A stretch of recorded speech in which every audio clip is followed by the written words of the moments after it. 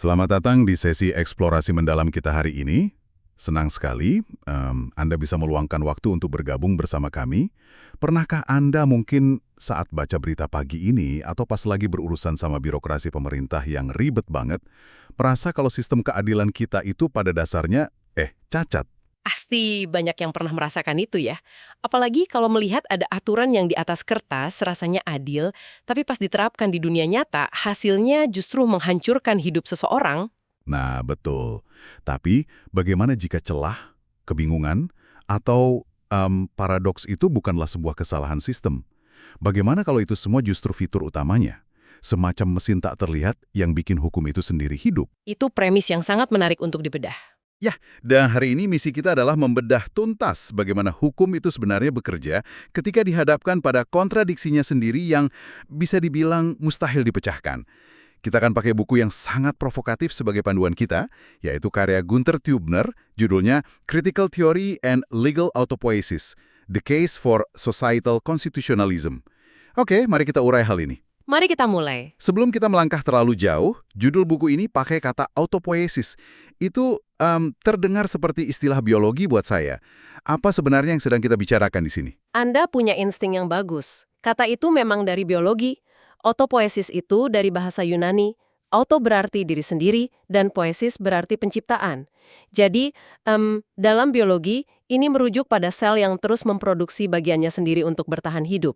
Oke, lalu hubungannya dengan hukum. Ketika Gunther Tübner menarik konsep ini ke hukum, maknanya jadi sangat menarik. Sistem hukum dilihat sebagai sistem tertutup yang menciptakan elemennya sendiri.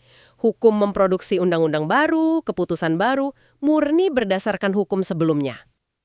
Jadi dia tidak mengambil kebenaran dari luar ya? Seperti moral atau agama? Tepat, hanya dari dirinya sendiri. Dan untuk memahami teori yang rumit ini, Tübner mengajak kita pakai pendekatan yang tidak biasa. Kita tidak akan membedah dokumen pengadilan, tapi kita akan pakai karya sastra klasik. Sastra klasik? Maksudnya, untuk memahami teori sistem hukum, itu lompatan yang lumayan jauh. Kenapa harus sastra? Karena sastra memberi kita lensa tanpa filter untuk melihat kegelisahan terdalam dari hukum. Sastra sering menangkap apa yang coba disembunyikan oleh buku teks hukum. Bahwa hukum itu tidak berdiri di atas rasionalitas yang kokoh, melainkan menari di atas jurang paradoks. Oke, ini mulai terdengar gelap, memang. Dan sebagai permulaan, Tübner membawa kita pada kisah nyata dari Jerman abad 16 yang diadaptasi jadi novela brilian oleh Heinrich von Kleist, kisah Michael Kohlhaas. Saya rasa banyak pendengar kita mungkin belum familiar dengan Kohlhaas. Siapa dia dan apa urusannya dengan teori keadilan? Kohlhaas ini pedagang kuda. Kleist menggambarkannya sebagai orang yang paling lurus dan jujur di masanya. Rasa keadilannya tinggi. Suatu hari dia bawa kuda-kuda hitamnya yang sehat dan mengkilap ke pasar. Tapi di sebuah gerbang tol, perjalanannya dihentikan oleh bangsawan lokal, Junker Wenzel von Tronka. Jangan bilang kudanya dirampas. Mirip seperti itu.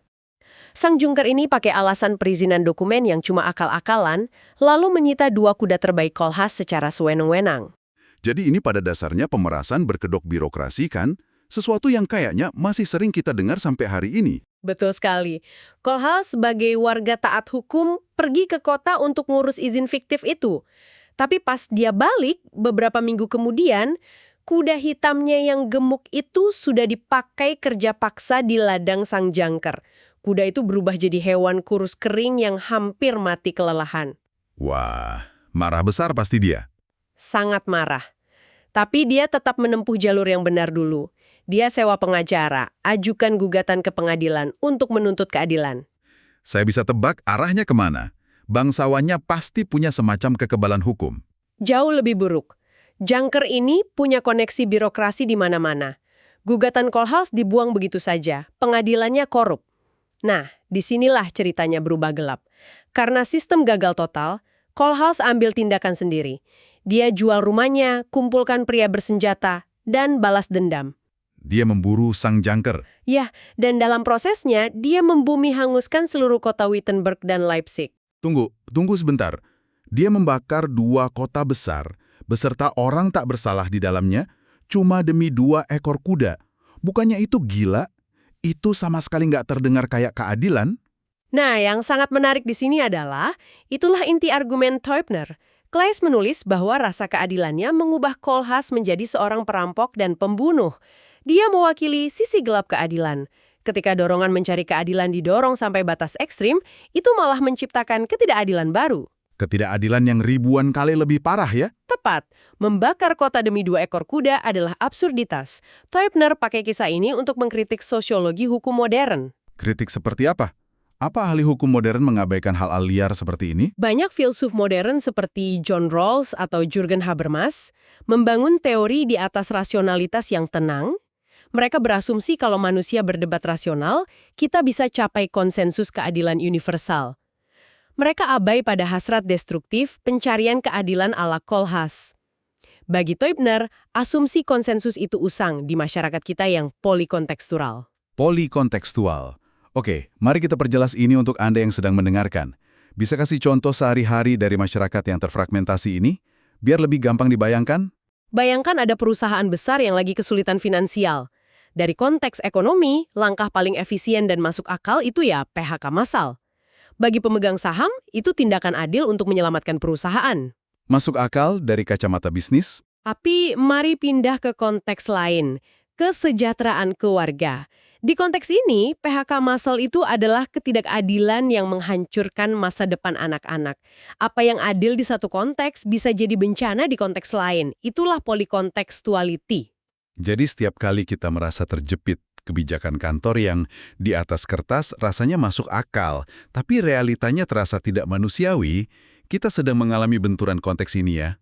Lalu balik ke Kohlhaas tadi. Akhirnya gimana? Dia dapat keadilannya. Akhirnya sangat aneh dan mistis. Kohlhaas ditangkap dan dijatuhi hukuman mati di pancung.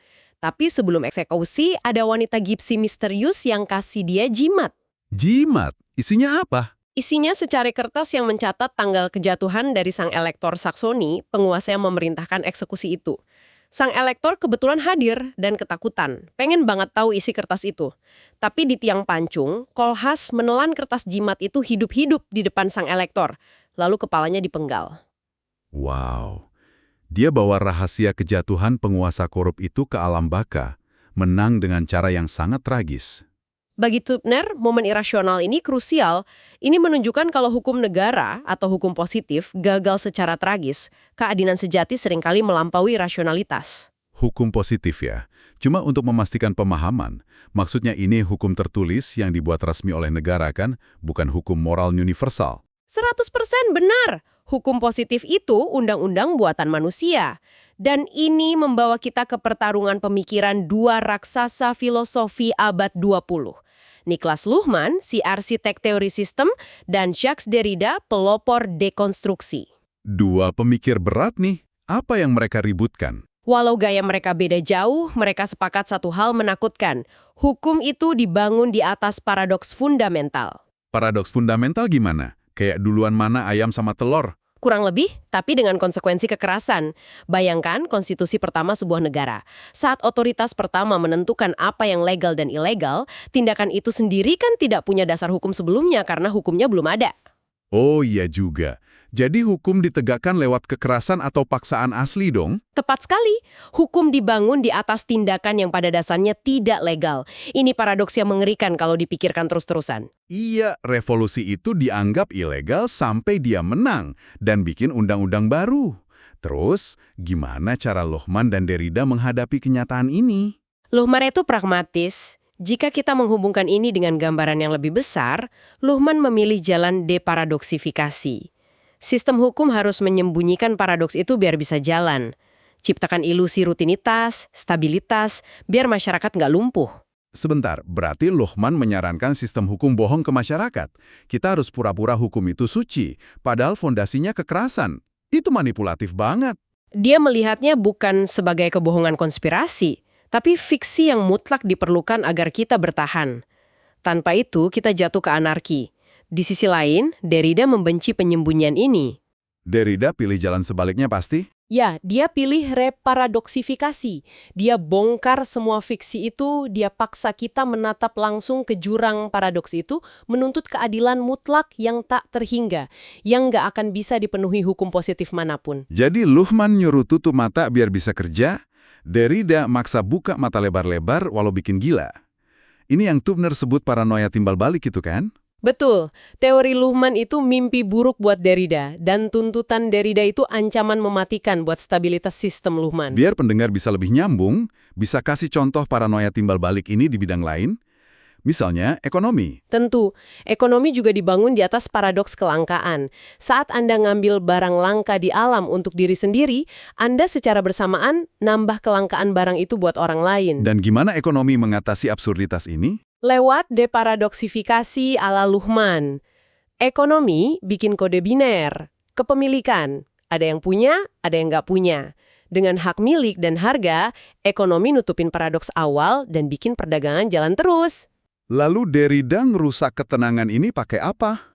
Lewat konsep pure gift atau pemberian murni. Menurut Derrida, hadiah sejati itu harus tanpa pamrih sama sekali. Nggak boleh ada harapan balasan, bahkan yang ngasih nggak boleh sadar dia lagi berbuat baik. Karena rasa bangga aja udah jadi kompensasi. Ngerti saya.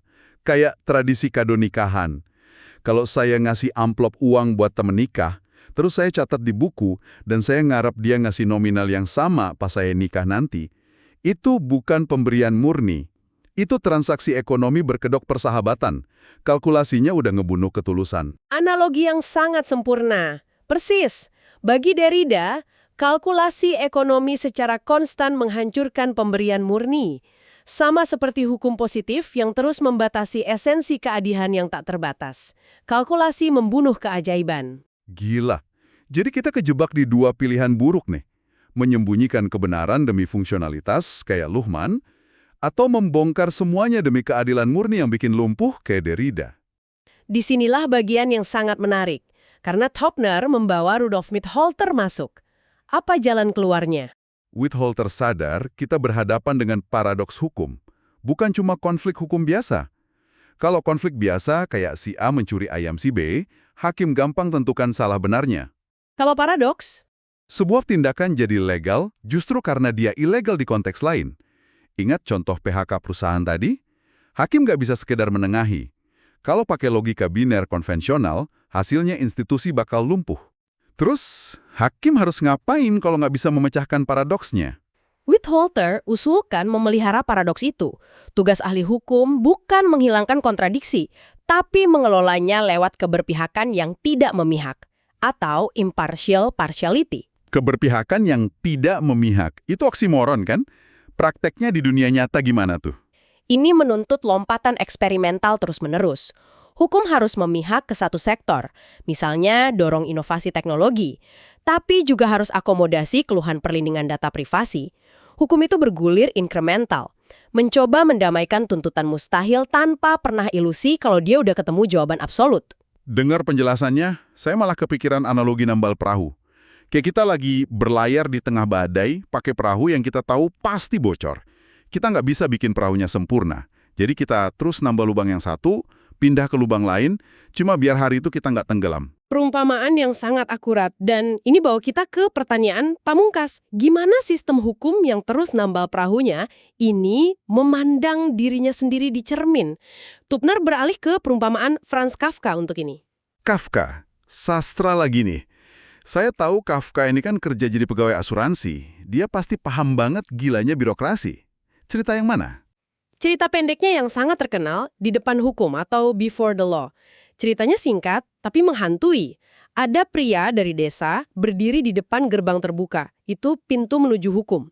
Tapi dihalangi sama penjaga pintu berjubah bulu. Hidungnya besar, janggut tartar panjang. Pria ini minta izin masuk ke hukum. Penjaga jawab, nggak boleh masuk sekarang. Nggak boleh sekarang, berarti bukan nggak boleh selamanya. Terus pria desanya ngapain? Dia melakukan apa yang kita lakukan pas berhadapan sama birokrasi. Dia nunggu. Dia duduk di situ bertahun-tahun, harta bendanya diserahkan untuk nyuap penjaga.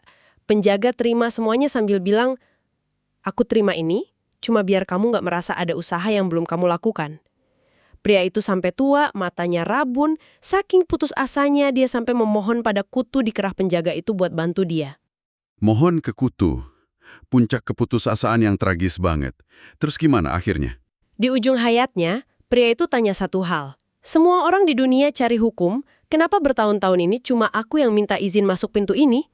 Penjaganya teriak di telinga pria yang mau mati itu. Pintu ini cuma ditujukan buatmu. Dan sekarang, aku akan menutupnya. Kejam banget. Standarnya kan ini dibaca sebagai kritik warga kecil yang digiling habis sama mesin birokrasi negara. Tiupner beda pandangan pasti. Ini memunculkan pertanyaan penting. Pembalikan perspektif yang radikal. Bagaimana kalau pria dari desa itu bukanlah korban individu? Bagaimana kalau pria itu adalah prosedur hukum itu sendiri? Bentar. Biar saya cerna. Jadi hukum lagi natap dirinya sendiri. Pria itu adalah hukum yang nyoba masuk ke esensi hukum. Betul, hukum berdiri di depan pintunya sendiri, cari justifikasi atas eksistensinya. Saat hukum memaksakan kode legal atau ilegal ke dunia yang kompleks, dia tahu kodenya itu terlalu sempit. Dia memfitnah dirinya sendiri. Dia ciptakan realitas fiktif yang menaruh semua orang di bawah kecurigaan umum ala Kafka. Keadilan absolut tertunda selamanya dijaga oleh birokrasi yang dia ciptakan sendiri.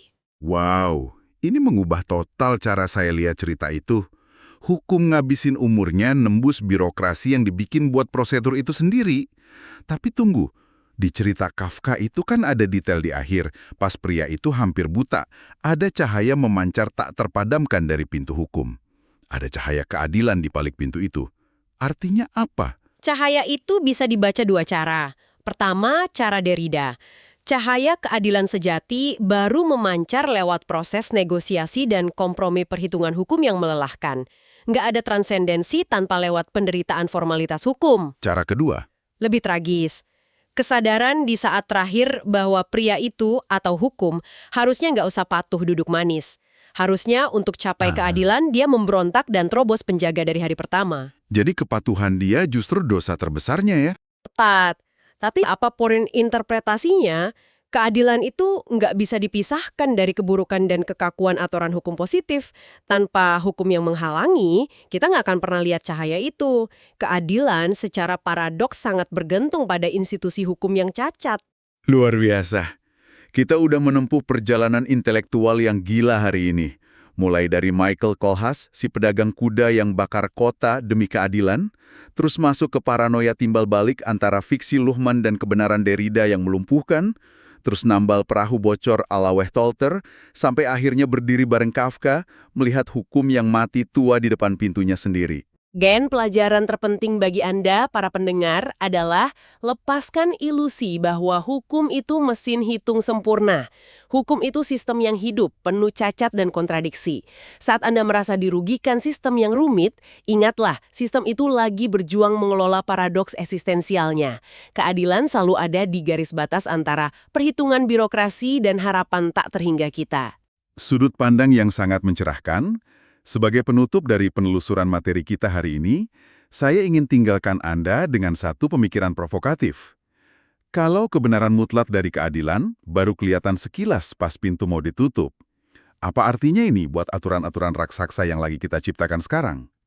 Coba pikirin undang-undang kecerdasan buatan, regulasi bioetika soal rekayasa genetik, atau tata kelola internet global. Apakah lewat ribuan halaman regulasi itu, kita sedang bangun jalan menuju cahaya keadilan? Ataukah kita, tanpa sadar, cuma bikin penjaga-penjaga pintu baru yang lebih menakutkan, sambil nunggu keadilan yang nggak bakal pernah tiba? Coba Anda renungkan itu sambil lanjut beraktivitas. Terima kasih telah bergabung dalam eksplorasi kita hari ini.